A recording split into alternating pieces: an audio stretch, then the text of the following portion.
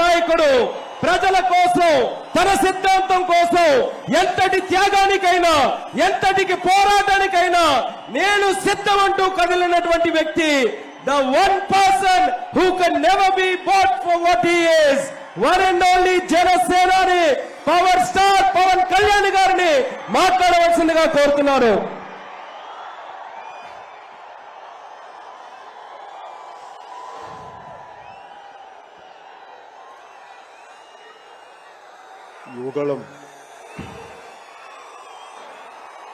యువగళం సభకి ఆహ్వానించిన జాతీయ అధ్యక్షులు కింజరాపు అచ్చెన్నాయుడు గారికి,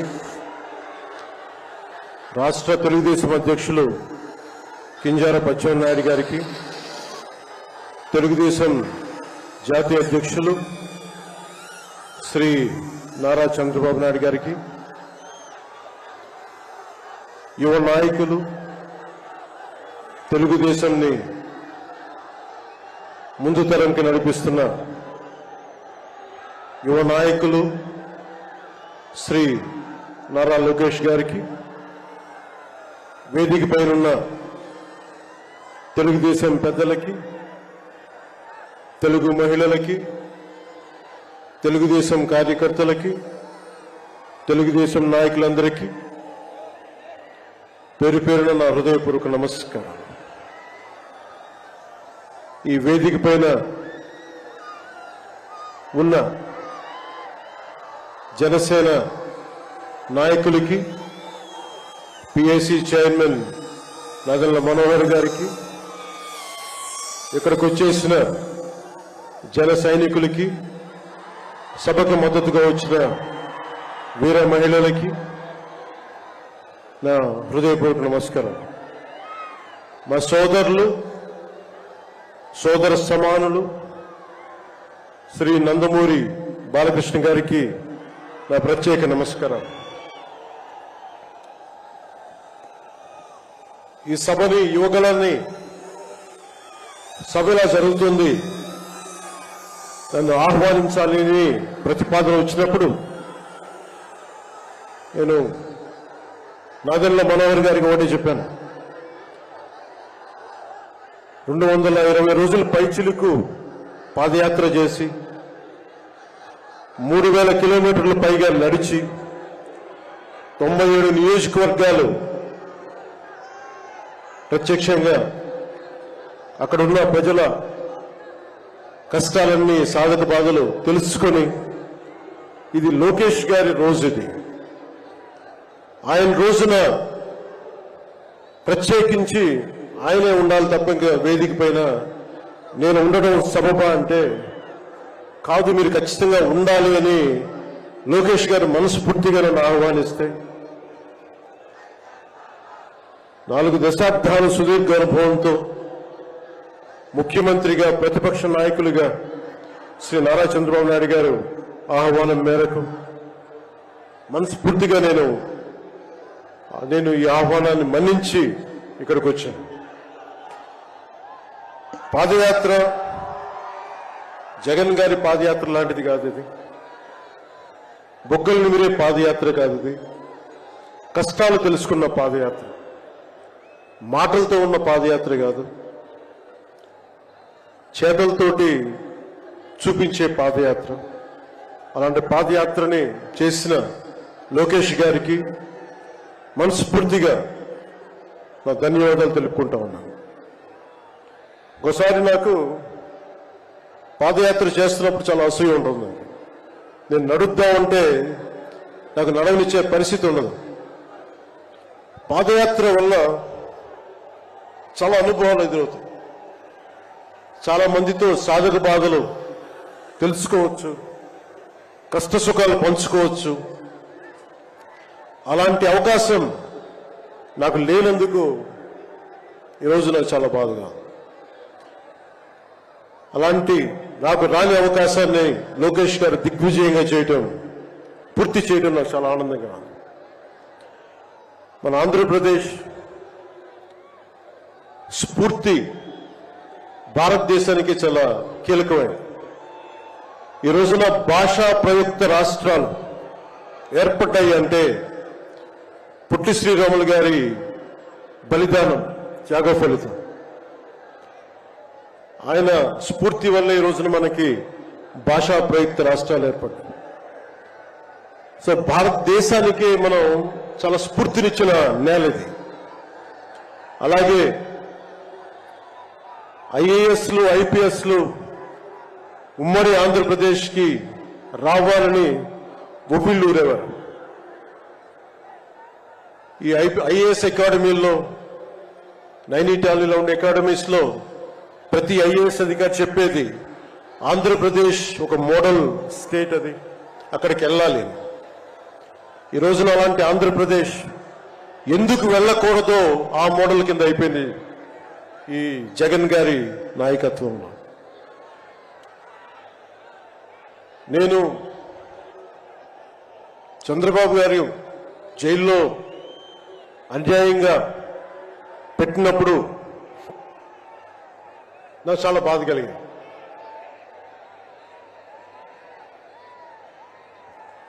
కష్టాలు చూసిన వాడిని, కష్టాలు దగ్గరగా పెద్దల నుంచి చిన్నప్పటి నుంచి చూసిన వాడిని, కష్టాలు అనుభవించిన వాడిని, ఓటమి వచ్చినప్పుడు ఒంటరితనం ఎలా ఉంటుందో తెలిసిన వాడిని, ముఖ్యంగా శ్రీ నారా చంద్రబాబు నాయుడు గారి కుటుంబ సభ్యులు వేదన అర్థం చేసుకున్నవాడిని, శ్రీమతి భువనేశ్వరి గారి బాధని దూరం నుంచే అర్థం చేసుకున్నవాడిని. నేను ఏం ఆశించి మద్దతు ఇవ్వలేదు. మనిషి కష్టాల్లో ఉన్నప్పుడు నా వంతు సాయంగా ఉండాలి అని చెప్పి బయటికి వచ్చి రాజమండ్రి జైలు వారిని మాట్లాడి ఇన్ని దశాబ్దాలు సుదీర్ఘ రాజకీయ అనుభవంతో జాతీయ స్థాయిలో ఎన్డీఏ లాంటి దీనికి పక్షానికి చాలా కీలకమైన బాధ్యతలు వహించిన వ్యక్తి ఆయన్ని జైల్లోకి అన్యాయంగా పెట్టడం చాలా చాలా బాధ కలిగించింది. కాంగ్రెస్ నాయకులు చేసిన తప్పుకి సోనియా గాంధీ గారు పెట్టారు జగన్ గారిని జైల్లో. ఆ కక్ష చంద్రబాబు గారి మీద చూపించడం చాలా అవివేకం. ఇలాంటి పరిస్థితుల్లో రాష్ట్ర విభజన జరిగినప్పటి నుంచి 2014 నుంచి విభజన జరిగినప్పటి నుంచి ఈ రోజున హైదరాబాద్ రాజధాని ఆంధ్రప్రదేశ్కి, తెలంగాణకి ఉమ్మడిగా అభివృద్ధి చేసిన రాజధాని. మనకి రాజధాని లేకుండా విభజన జరిగి, సరైన పంపకాలు లేకుండా విభజన జరిగి, ఇలాంటి కష్ట సమయంలో నేను ఆ రోజున తెలుగుదేశం పార్టీ, భారతీయ జనతా పార్టీకి సంయుక్తంగా నేను పోటీని విరమించుకొని మరీ మద్దతు ఇచ్చాను. దానికి కారణం కూడా ఒక దశాబ్దం పాటు ఒక పార్టీని నడపాలి అంటే చాలా బలమైన అనుభవం ఉండాలి. కూర్చొని అనుభవంతో భవిష్యత్తులో పార్టీ చాలా అవసరం అని చెప్పి నేను ఒక దశాబ్ద కాలం పాటు ప్రత్యక్ష రాజకీయాల్లో ఉందాం అని ఆలోచించి ఆ రోజున తెలుగుదేశం పార్టీకి మద్దతు తెలిపాం. ప్రభుత్వం వచ్చింది ఆ రోజున. దురదృష్టవశాత్తు చిన్న అభిప్రాయ భేదాలు కావచ్చు, కమ్యూనికేషన్ గ్యాప్ వల్ల కావచ్చు, 2019లో అది ముందుకు తీసుకెళ్ళలేకపోయాం. ఆ తీసుకెళ్లలేని లోటు, దాని తాలూకు రియాక్షన్ వైఎస్ జగన్ ప్రభుత్వం వచ్చేసింది. నేను ఏ రోజున కూడా ఒక దశాబ్దం కాలం పాటు చాలా సుదీర్ఘమైన అనుభోగిలో రాజకీయాలకు ఈ ఆంధ్రప్రదేశ్కి కావాలి. నా వంతు కృషి నేను మద్దతు ఇద్దామని ఆ ప్రయత్నంలో మనం మిస్ అయ్యాం దాన్ని. ఈ 2024 మనం ప్రభుత్వాన్ని స్థాపిస్తున్నాం, మార్పు తీసుకొస్తున్నాం, జగన్ని ఇంటికి పంపించేస్తున్నాం. నేను వింటుంది 25 మంది ఎమ్మెల్యేలని మార్చారు, ఇంకొక 80 మంది, మొత్తానికి కలిపి 80 మంది ఎమ్మెల్యేలు మారుస్తున్నారని నేను వింటా ఉన్నాను. మార్చాల్సింది ఎమ్మెల్యేలు కాదు, ఈ రాష్ట్ర ముఖ్యమంత్రి జగన్. నాకు జగన్ మీద వ్యక్తిగతంగా నాకు అసలు కోపం లేదు. నిజంగా ఒక బలమైన ఆధిక్యతతోటి ముఖ్యమంత్రి అయ్యి ప్రభుత్వానికి ప్రజలకి ప్రభుత్వాన్ని సమర్థవంతంగా నడిపి ప్రజలకి మేలు చేయాల్సిన వ్యక్తి కూల్చివేతలతో మొదలుపెట్టాడు. ప్రత్యర్థుల్ని ఇబ్బంది పెట్టే విధంగా ప్రతి ఒక్కరిని ఎదురు తిరిగితే ఏంటని ప్రశ్నిస్తే వారిని కేసులు బనాయించి ఇబ్బంది పెట్టే పరిస్థితుల్లో ఈ ముఖ్యమంత్రి ఉంటే నేను ఇలాంటి ప్రభుత్వం ఉంటుందని నేను ఊహించలేదు. ఆయన స్వయంగా ప్రమాణ స్వీకారానికి నన్ను ఆహ్వానించినప్పుడు వారికి ఒకటే తెలియజేశాను, మీరు చాలా సమర్థవంతంగా పరిపాలించండి, ప్రజలకి మేలైన ప్రభుత్వం ఇవ్వండి, మేము ఒక పార్టీగా ప్రజల పక్షాన్ని వహించి సద్విమర్శ చేస్తాం అని అంటే చెప్పి ఆయనకి నా శుభాకాంక్షలు తెలియజేశాను. కానీ దురదృష్టవశాత్తు ఈ వ్యక్తికి కక్ష సాధింపు వ్యక్తి, ఎవరో ఒక మాట అనకూడదు, ప్రజాస్వామ్యం అనే ఒక పదానికి విలువ తెలీదు, ఏదైనా మాట్లాడితే దాడులు చేయించడం, చాలా నీచంగా తిట్టించడం. ఇన్ని దశాబ్దాల ఆంధ్రప్రదేశ్ రాజకీయ చరిత్రలో ఏ ఒక్క నాయకులు కూడా వైఎస్ రాజశేఖర రెడ్డి గారితో కలిపి కూడా ఏ ఒక్కరు కూడా ఇంటిలో బయటికి రాని ఆడపడుచుల్ని తల్లుల్ని ఒక్క మాట లేదు. ఎవరు కూడా నాయకుల్ని తిట్టారు, విమర్శలు చేశారు, దిగజారుడిగా మాట్లాడి ఉండొచ్చేమో, కానీ ఇంటిలో బయటికి రాని ఆడపడుచుల్ని, ఇంటి పట్టునే ఉండి బయటికి రాని తల్లుల్ని చాలా నీచంగా విమర్శించే ఈ సంస్కృతి జగన్ నాయకత్వంలో ఈ వైసీపీ ప్రారంభించింది. ఎంతమంది కన్నీళ్లు పెట్టుకున్నారు, ఎంతమంది స్త్రీలు బాధపడ్డారు. ఒకటే అనిపిస్తుంది, ఈ వ్యక్తికి అడగాలనిపించినప్పుడు ఇంట్లో ఉన్న తల్లికి చెల్లికే విలువ ఇవ్వలేవాడు మన ఇంట్లో ఉన్న ఆడపడుచులకి ఏం గౌరవిస్తాడు? ఇంట్లో తల్లికి చెల్లికి విలువ ఇవ్వలేవాడు 30,000 మంది ఆడపిల్లలు అదృశ్యం అయిపోతే ఏం పట్టించుకుంటాడు? మొన్న 22 ఒక సంవత్సరంలోనే ఎన్సీఆర్బీ డేటాలో దాదాపు 10,000 మంది ఆడపిల్లలు అదృశ్యం అయిపోయారు ఒక సంవత్సరంలోనే. నేను మాట్లాడుతున్నప్పుడు డేటాతోటే మాట్లాడతాను. 2.5 సంవత్సరాల క్రితం వైసీపీ వాలంటీర్ వ్యవస్థలోని కొంతమంది ఒంటరి మహిళల మీద, ఆడపడుచుల మీద డేటా సేకరిస్తున్నారు.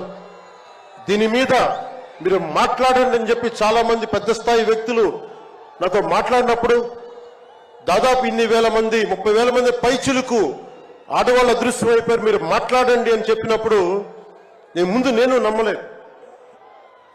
కానీ డేటా తెప్పించుకొని చూస్తే నేను గలవెత్తినప్పుడు వైసీపీ వాలంటీర్ వ్యవస్థ మీద ఆ రోజున ప్రత్యేకించి చెప్పాను, యువతకి ఉద్యోగాలు వస్తే చాలా ఆనందించేవాడిని.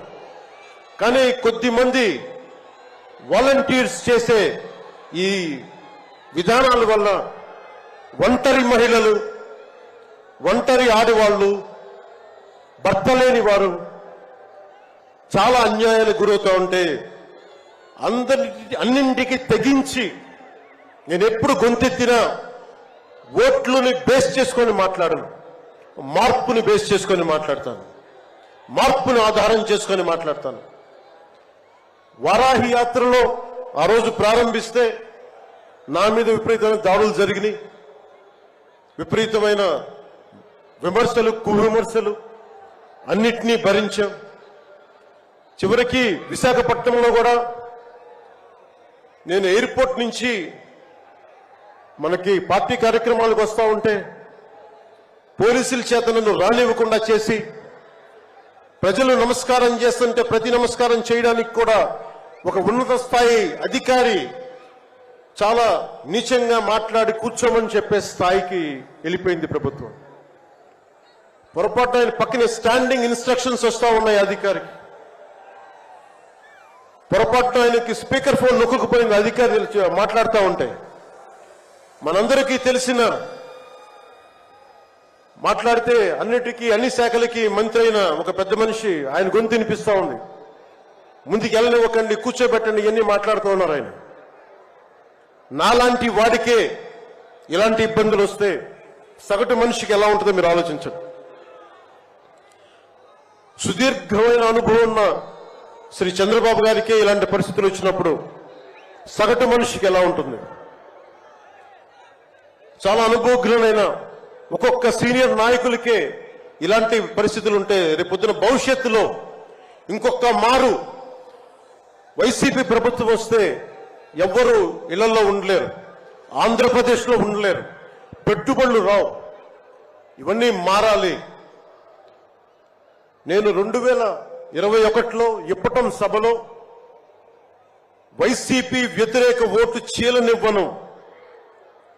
దానికి నాకేదో అద్భుతాలు జరుగుతాయని కాదు, కానీ నిజంగా యువత భవిష్యత్తును దృష్టిలో పెట్టుకొని, మహిళల భద్రతను దృష్టిలో పెట్టుకొని, మనకి వ్యాపారస్తుల పెట్టుబడులను దృష్టిలో పెట్టుకొని, సంక్షేమాన్ని దృష్టిలో పెట్టుకొని ఈ వైసీపీ ప్రభుత్వం మారాలి.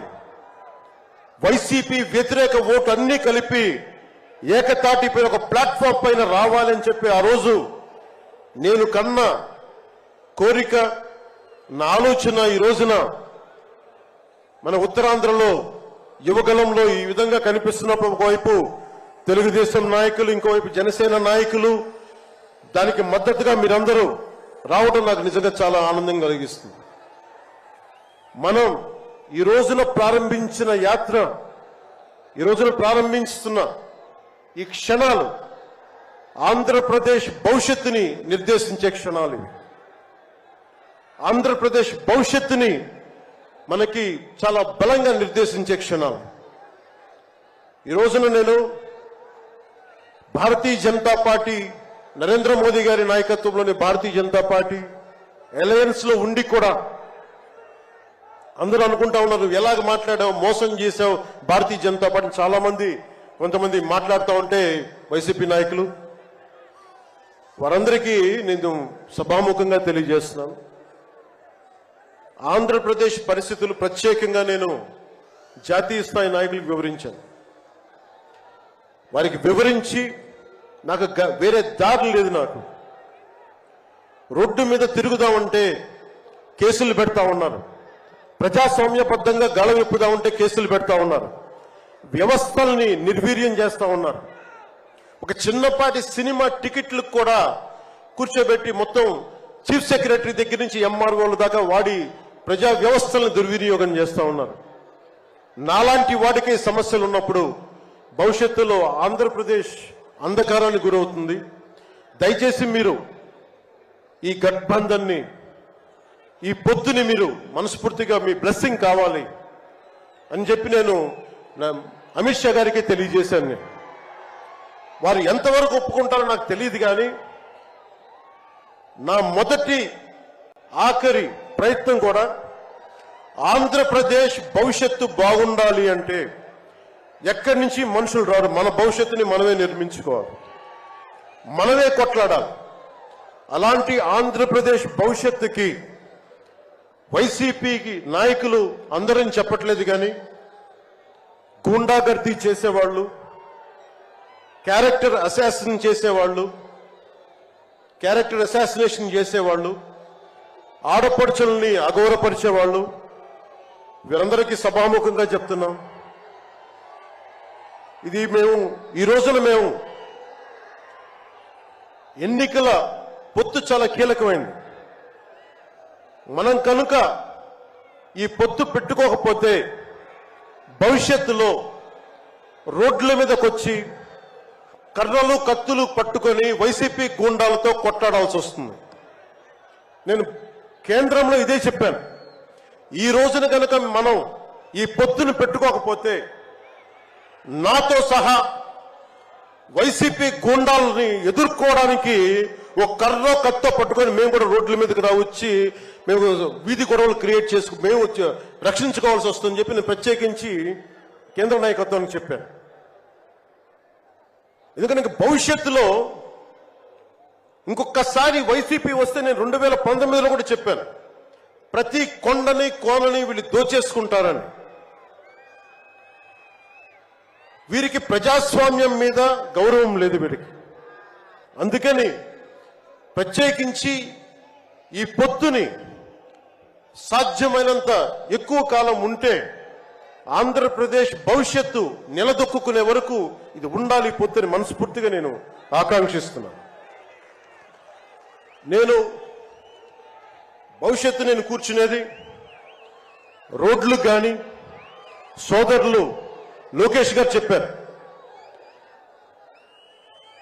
జనసేన ఆలోచన విధానంతో మేమందరం మాట్లాడుకున్నాం. భవిష్యత్తులో ఉమ్మడి మేనిఫెస్టో కూడా రిలీజ్ చేస్తాం.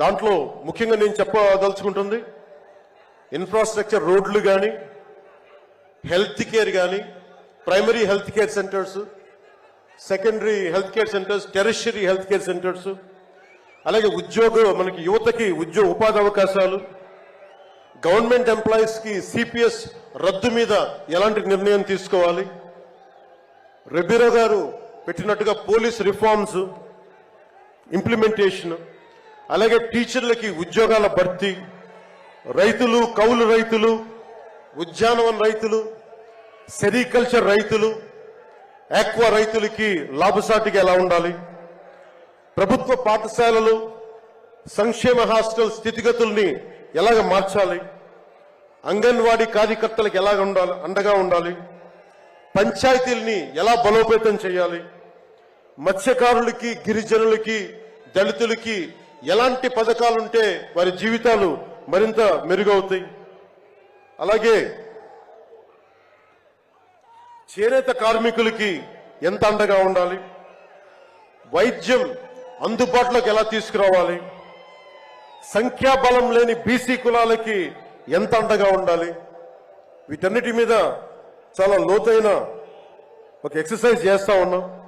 దీన్ని బేస్ చేసుకొని ఒక ఉమ్మడి కార్యాచరణకు, ఉమ్మడి ప్రణాళిక నారా చంద్రబాబు గారు మేము కలుసుకొని వచ్చే ఇలాంటి పెద్ద సభలో, రానున్న పెద్ద సభలో ఒకటి సంయుక్తంగా దీన్ని రిలీజ్ చేస్తాం. ఈరోజు నేను ప్రత్యేకించి నా మాటని, ఇది లోకేష్ గారి రోజు కాబట్టి, ఆయన కష్టపడి ఆయన రోజు కాబట్టి నేను నా ఉపన్యాసాన్ని కుదించే మాట్లాడుతున్నాను. ముగింపు వాక్యాలుగా నేను మాటకి, మైత్రికి చాలా విలువనిస్తాను. కష్టాలు వస్తే ఒంటరితనం ఎలా ఉంటుందో అనుభవం ఉన్నవాణ్ణి. తెలుగుదేశం ఆది నాయకులు కొండంత కష్టంతో ఉన్నప్పుడు వారు, వారి కుటుంబం, వారి పార్టీ కార్యకర్తలు, వారి పార్టీ నాయకులు మీరు కొండంత కష్టంలో ఉన్నప్పుడు నేను అర్థం చేసుకున్నవాణ్ణి. వ్యక్తి ప్రయోజనాలు, వర్గ ప్రయోజనాలు, పార్టీ ప్రయోజనాలు అన్నిటినీ దాటి ఒక తోటి మనిషిగా, ఒక సాటి మనిషిగా నేను మీకు అండగా నిలబడ్డాను. దాన్ని ఏమి ఆశించి చేయలేదు. నేను ఆశించిందల్లా 5 కోట్ల మంది ఆంధ్రప్రదేశ్ ప్రజల భవిష్యత్తుకి బలంగా నిర్మించడానికి మనం సంయుక్తంగా కలిసి రావాలని ఒక ఆలోచన తప్ప నేను ఏ ఆలోచన పెట్టుకోలేదు. ఈ మైత్రి, ఈ స్ఫూర్తి అందరూ సమిష్టిగా వచ్చే చాలా సంవత్సరాల వరకు దీన్ని కాపాడుకోవాలని ఆశిస్తూ నా ఉపన్యాసాన్ని ముగిస్తున్నాను. మీ అందరికీ పేరు పేరున ధన్యవాదాలు తెలుపుకుంటూ, ఇందాక లోకేష్ గారు చెప్తున్నట్టుగా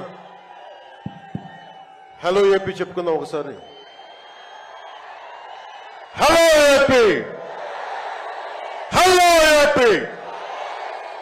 వైసీపీకి బాయ్ బాయ్ చెప్దాం, మన ప్రభుత్వాన్ని స్థాపించుకుందాం, భవిష్యత్తు నిర్మించుకుందాం అని తెలియజేసుకుంటూ మీ అందరికీ పేరు పేరున ధన్యవాదాలు తెలుపుకుంటూ, తెలుగుదేశం జనసేన మైత్రి వర్ధిల్లాలి, ఇది చాలా అద్భుతంగా సాగాలని మనస్ఫూర్తిగా కోరుకుంటూ, దీనికి బీజేపీ అధినాయకత్వం సంపూర్ణమైన ఆశీస్సులు అందజేస్తారని మనస్ఫూర్తిగా ఆకాంక్షిస్తూ సెలవు తీసుకున్నాను. జై హింద్. పవన్ కళ్యాణ్ గారి నాయకత్వం, పవన్ కళ్యాణ్ గారి నాయకత్వం.